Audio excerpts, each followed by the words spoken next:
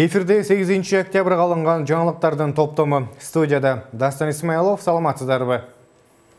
Азиз Сурахматов Бишкек шаарынын мэрлик кызматына кайтты. Бүгүнтөн тарта өкмөткө караштуу бардык органдар штаттык режимде иштеп баштайт. COVID-19 илдети күч алууда. Соңку сутка ичинде 4 адам көз жумду. Ушул жана башка жаңылыктар менен алдыда кененирээк тааныштырабыз.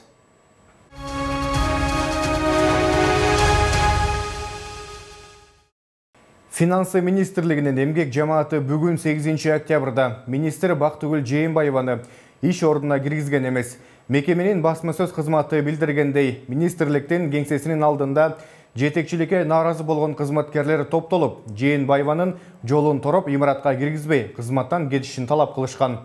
Буга алар Жээнбаева финансы министрлигин башкарган 2 жыл ичинде эмгек жамаатын 2 бөлүп койгондугу, кызматкерлер министрдин өзүн колдогон сүймөнчүктөр жана көңүлүнө жакпагандар болуп бөлүнүп калган деген жөө келтиришүүдө.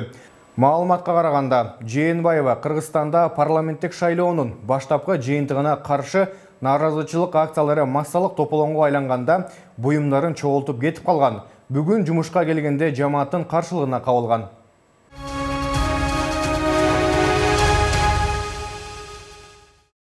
Азиз Сурахматов мэрлик кызматына кайтып иштей баштады. Эске салсак, парламенттик шайлоонун жыйынтыгына нааразы болгон эл митингге чыккандан кийин 6 октябрда Азиз Сурахматов кызматтан кетүү боюнча арызын жазган.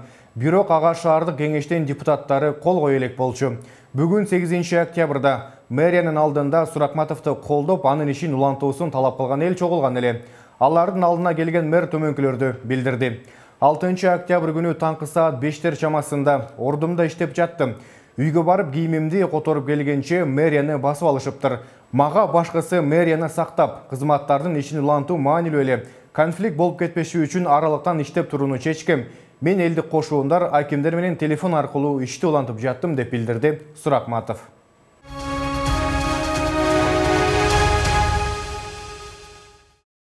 Товарларды жана транспорт каражаттарын бажылык жол жоболоштуруу кадимки режимде иштеп баштады. Бул тууралуу мамлекеттик бажы кызматы кабарлады. Билдирмеге ылайык 8 октябрдан тарта Кыргызстандагы банктар өз ишин жандандырды. Буга байланыштуу товарларды жана транспорт каражаттарын бажылык жол жоболоштуруу иши дагы мурунку калыбына келген. Учурда өлкөдө саясий абал турукташа элек, бирок ага карабай айрымдары жумуштарын жанданта баштады.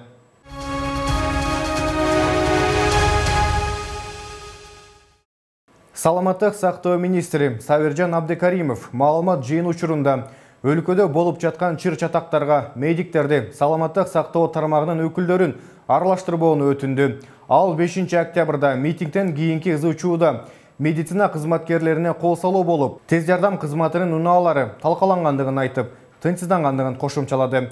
Башаламандык учурунда тез жардам кызматынын 5 өкүлү жабыркап, 6 автоунаасы талкаланды.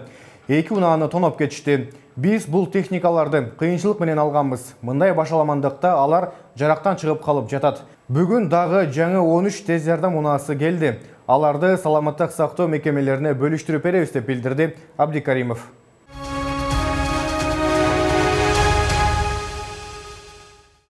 Учурда өзүн өкмөт башчы деп атаган Садыр Жапаров бүгүн ооруканага барып, митинг учурунда бир колунан ажыраган 19 жаштагы ырыскелдинин абалынан кабар алды. Бул тууралуу социалдык тармактарда видео жарыяланды. Белгилүү болгондой, 6 октябрда кечинде Достук отелинде парламент депутаттары чогулуп, Садыр Жапаровду өкмөт башчылыкка бекиткени айтылган эле. Бирок парламенттин жаңы спикери Мыктыбек Абдылдаев бул маалыматты четке кагып, Садыр Жапаров өкмөт башчылыкка сунушталгандыгын айтып, аны парламент толук бекителектигин билдирген.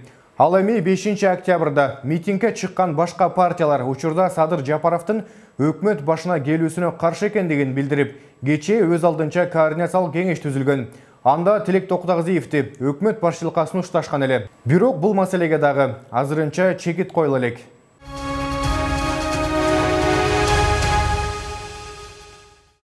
Республикалык штабтын берген маалыматы боюнча, өлкөдө коронавирус жуктуруп алгандардын жалпы саны 48.342-ге жетти. Акыркы сутка ичинде 245 киши COVID-19 илдетин жуктуруп алды. Алар Бишкек шаарында 77, Ош шаарында 13, Ош облусунда 62, Баткен облысында 19, Жалал Абад облысында 44, Нарын аймағында 2, Талас облысында 3, Чүй өрөнүндө 17 учур, жана Ысык көл облысы боюнча 8 учур катталган.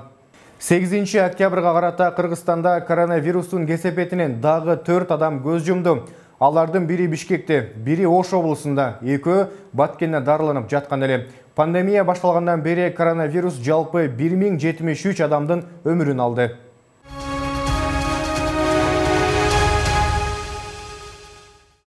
Бишкек шаарынын мэри Азиз Суракматов шаардагы үйлөргө жылуулук берүү тапшырмасын койду. Бул тууралуу мэрдин кеңешчиси Гулия Алмамбетова Фейсбуктагы баракчасына жазды. Анын айтымына караганда, шаардын вице-мэри Алымбек Абдылдаев күз-кыш мезгилине даярдык көрүү боюнча штабты жыйынга чогултууда.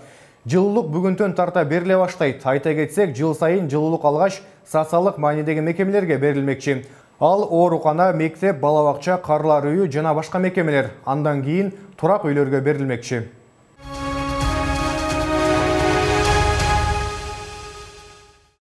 8 октябрда Ички иштер министринин милдетин аткаруучу Бишкек шаарынын коменданты Курсан Асанов митинг учурунда жабыркаган күч түзүмдөрүнүн кызматкерлеринен кабар алды. Маалыматка караганда, Ички иштер министрлигинин жетекчилиги жабыркагандарга керектүү жардам бермекчи.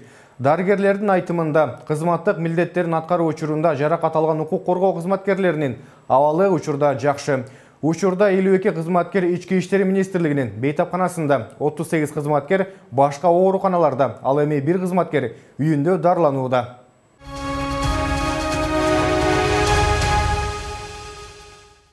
Өкмөттүн аппаратынын түзүмдүк бөлүмдөрүнүн жетекчилери жыйынга чогулду. Анда өлкөдөгү коомдук саясий кырдаалга карабастан коронавирус инфекциясына каршы күрөшүү, санитардык эрежелерди сактоо боюнча түшүндүрүү иштерин жүргүзүү керектиги айтылды. Мындан тышкары, 2021 жылы тышкы карыз боюнча төлөмдөрдүн жогорку чекте болоорун эске алуу менен республикалык бюджеттин аткарылышы жана тышкы карыздарды өзгөртүү боюнча жүргүзүлүп жаткан иштер каралды. Мындан тышкары, күз-кыш мезгилине даярдык көрүү маселеси талкууланды.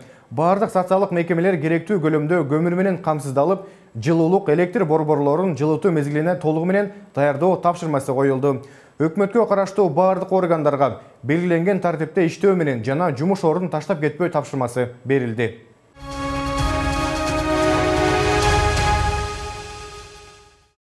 Сегизинчи октябрга карата Бишкек шаарында абал тынч, шаардагы банктар жана бир канча мекемелер иштерин жандантышты. Ал эми тазалыктын кызматкерлери борбордук Ала Тоо аянтын тазалоо иштерин жүргүздү.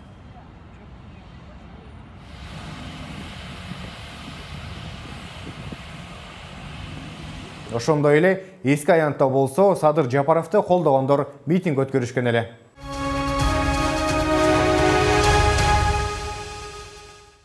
Алдыда 9 октябрга карата аба ырайы тууралуу маалымат.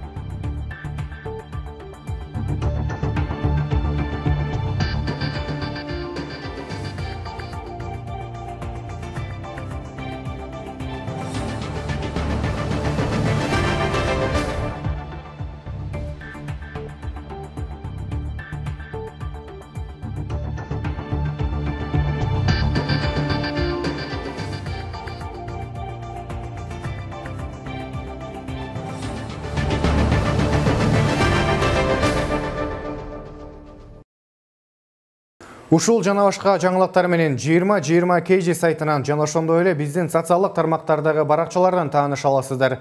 Кийинки эфир аркылуу амандашканча сак саламатта туруңуздар.